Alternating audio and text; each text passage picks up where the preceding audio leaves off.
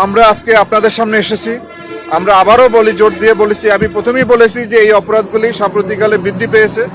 এইগুলিকে নির্মূল করার জন্য, এই অপরাধীদের গ্রেপ্তার করে তাদের আইনের আওতায় নেওয়ার জন্য আমরা আমাদের কার্যক্রম জোরদার করেছি এবং ইনশাআল্লাহ সামনে হয়তো এই পরিস্থিতি আমাদের নিয়ন্ত্রণে আসবে।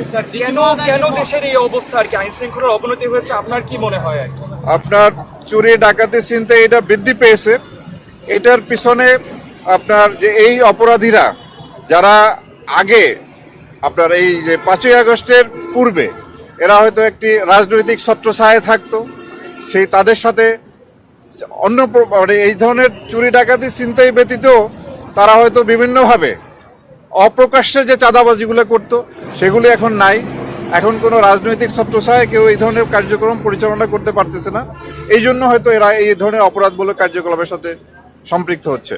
ডিজি মহোদয়, যে মহাসড়কে চুরি ছিনতাই যে বেড়েছে, এটা কি শুধু চেকপোস্টের মাধ্যমে কি সীমাবদ্ধ থাকবে না আপনার কোনো কার্যক্রম করবেন? আপনার এটা আমাদের চেকপোস্ট থাকবে, টহল থাকবে এবং গোয়েন্দা তথ্যের মাধ্যমে যারা এদেরকে আমরা চিহ্নিত করেছি এবং তাদেরকে গ্রেপ্তারের জন্য প্রক্রিয়া চলমান আছে এবং এটি আরো জোরদার করা হবে। কতদিন চলবে আপনাদের এই কার্যক্রম? এটা আপনার যতদিন আইন শৃঙ্খলা পরিস্থিতি স্বাভাবিক পর্যায়ে না আসে ততদিন পর্যন্ত এটি অব্যাহত থাকবে। আরেকটা বিষয় দেখা গেছে যে 18 বছরের নিচে কিশোর গ্যাং যারা, তারা খুন খারাপিতে অহরহ জড়িয়ে পড়ছে, কিন্তু তাদেরকে আদালতে নেওয়ার পর তারা আইনের ফাঁকে আবার বের হয়ে যাচ্ছে। এই বিষয়টা আপনারা কিভাবে প্রতিরোধ করবেন? এখন আমাদের প্রচলিত যে আইন আছে সেই আইন মেনেই আমাদের চলতে হবে।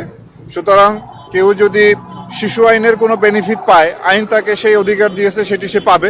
তবে আমরা আপ্রাণ চেষ্টা করব এই ধরনের অপরাধের সাথে যারা সম্পৃক্ত তাদেরকে আইনের আওতায় নেওয়ার জন্য। ধন্যবাদ আপনাদের। এখন পর্যন্ত কতগুলো টিম কাজ করছে, ভবিষ্যতে বাড়ানোর কোনো পরিকল্পনা? আমাদের এখন প্রতিটি ব্যাটালিয়ন থেকে 4টা থেকে 5টা টিম চলমান আছে এবং সামনে হয়তো রমজান মাসে এটি প্রয়োজন হলে এটা বৃদ্ধি করা হবে। ধন্যবাদ আপনাদের।